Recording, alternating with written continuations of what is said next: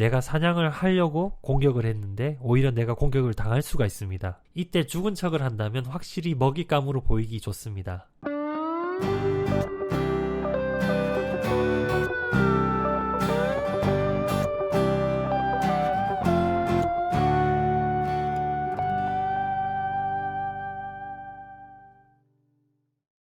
안녕하세요, 작살난다입니다.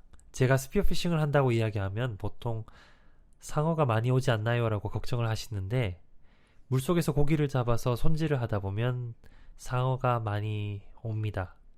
이번 영상은 해양 스포츠를 즐기다가 상어를 만났을 때 어떻게 대처해야 되는지에 대해서 설명드리겠습니다. 과학자들이 아직 정확한 이유는 밝혀내지 못했지만 세계 여기저기에서 상어들이 예전보다 좀 더 공격적으로 변했다라는 보고가 많이 있습니다. 호주랑 뉴질랜드도 최근 5년 정도 전부터 상어들이 점점 더 사람에게 가까이 오고 있습니다. 네, 이야기를 드리기 전에 먼저 말씀드리고 싶은 것은 상어는 생물입니다. 수학 공식이나 기계처럼 이렇게 행동하면은 상어는 이렇게 리액션을 한다라는 보장이 없습니다.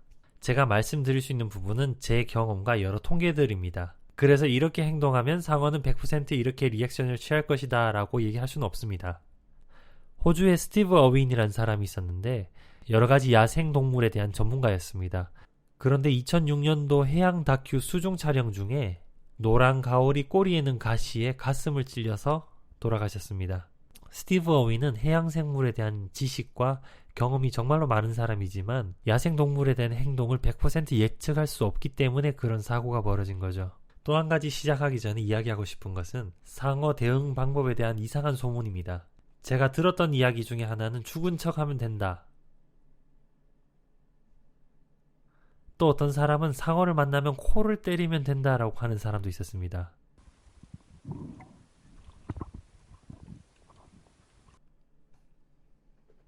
혹시 저랑 같이 물에 들어가서 상어가 왔을 때 코를 때려 주실 수 있는 분이 있다면 제가 랍스터를 선물해 드리겠습니다.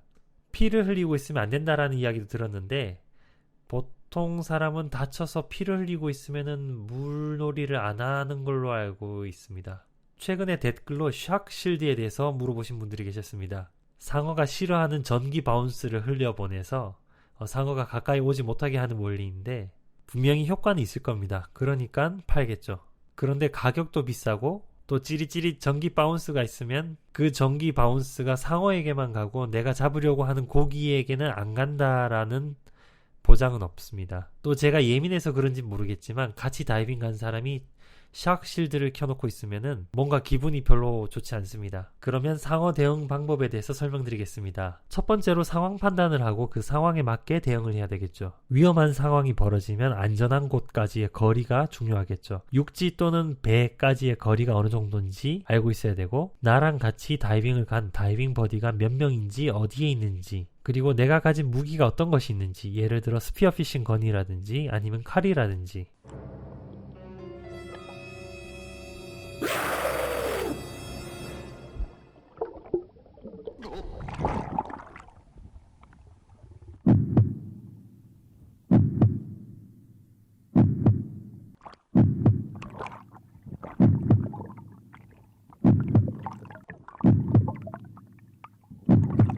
그리고 내 몸의 크기가 어느 정도인지 여기서 말하는 내 몸의 크기란 내 키를 말하는 것이 아니고 내가 가진 장비의 크기를 합친 크기입니다. 예를 들어 1m짜리 오리발을 신었다면 내 키에 1m가 더 추가되는 것이고 스피어피싱 건을 앞으로 내밀면 더 길어 보이죠. 플로트 라인도 내 몸의 크기를 교란시키는 방법 중에 하나입니다. 그리고 내 어망에 해산물이 있는가? 내 어망에 해산물이 없는데도 상어가 내 주위를 맴돌고 있다면 상어는 나에게 관심이 있는 겁니다. 마지막으로 파악해야 될 상황은 상어의 종류와 크기입니다. 혹시 해양 스포츠를 많이 즐기시는 분은 위험한 상어는 어떤 종류가 있는지 어떻게 생겼는지 알아두는 것이 좋습니다. 대부분의 상어는 한 번에 공격하지 않기 때문에 상어의 크기를 확인할 시간이 있습니다. 당연히 크기가 큰 상어일수록 위험하고 작은 상어일수록 안전합니다.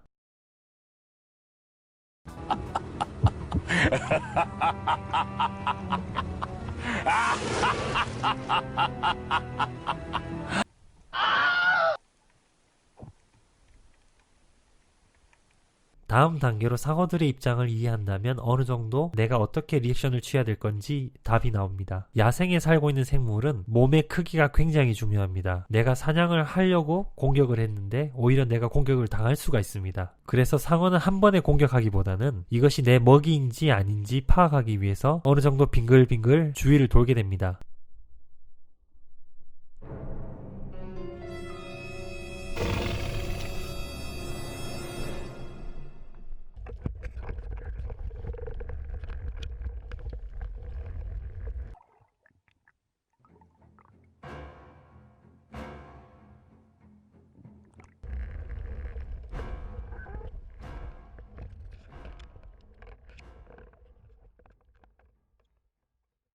그렇게 어느 정도 탐색한 후에 먹이로 판단되면 그때 공격을 합니다. 그래서 상어가 탐색을 할 때 그때 나의 행동이 굉장히 중요합니다. 이때 겁먹고 도망가는 것은 굉장히 위험합니다. 포식자 입장에서 나와 맞서 싸우려고 하는 먹이보다 도망가는 먹이를 잡는 것이 훨씬 더 편합니다. 그래서 상어를 보고 겁먹고 미친 듯이 도망가는 것은 굉장히 위험합니다.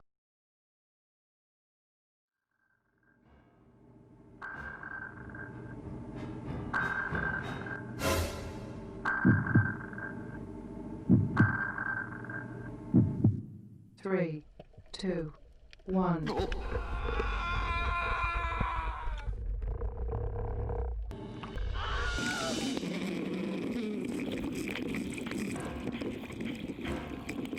아무리 빨리 수영할 수 있는 사람이라도 상어보다는 느립니다. 이때 죽은 척을 한다면 확실히 먹잇감으로 보이기 좋습니다. 상어가 내 주위를 빙글빙글 도는 패턴을 보면 어느 순간 한 번씩 가까이 지나갑니다.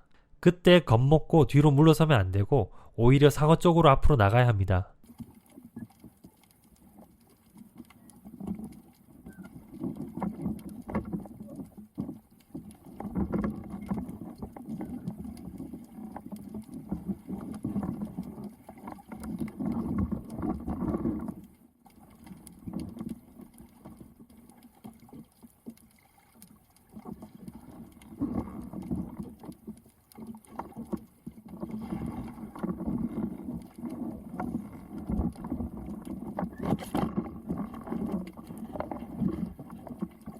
탐색을 하고 있는데 사람이 오히려 자기 쪽으로 와버리면은 상어는 피하게 돼 있습니다. 다음으로 상어가 내 주위를 맴돌 때 나는 상어에게 최대한 크게 보여야 합니다. 내가 크게 보일 수 있는 방법은 혹시 다이빙을 같이 간 버디가 있다면 버디와 함께 뭉쳐야 합니다.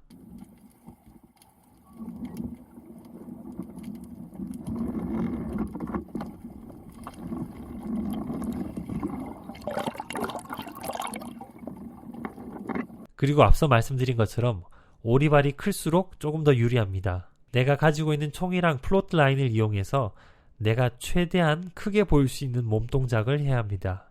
마지막으로 정말로 위험하다고 판단되면 내가 가지고 있는 고기를 칼로 난도질해서 피가 나게 한 다음에 그냥 물속에서 버리고 오는 것이 아니라 상어가 냄새만 맡을 수 있고 먹을 수 없게 돌 사이나 돌 밑에 숨겨두고 오는 것입니다. 그냥 물속에 버린다면 상어는 한 입에 꿀꺽 삼키고 다시 쫓아올 것입니다. 상어가 피냄새를 맡고 돌 주변에서 꺼내 먹으려고 노력하는 동안 안전한 곳으로 도망가는 것이죠. 마지막으로 스피어피싱 하는 사람들에게 당부 말씀 하나 드리겠습니다. 물속에서 상어를 만났을 때 가능하면 상어에게 고기를 주지 마세요. 이런 패턴이 계속 반복될수록 상어는 스피어피싱 하는 사람에게 더 가까이 올 겁니다. 그래서 최대한 상어가 사람에게 가까이 왔을 때 좋은 기억으로 남지 않도록 잡은 고기를 상어에게 주어서는 안 됩니다. 제가 전문가는 아니지만 상어를 만났을 때 대응할 수 있는 제가 알고 있는 방법을 설명드렸습니다. 다들 안전하게 해양 스포츠를 즐기시기 바랍니다. 감사합니다.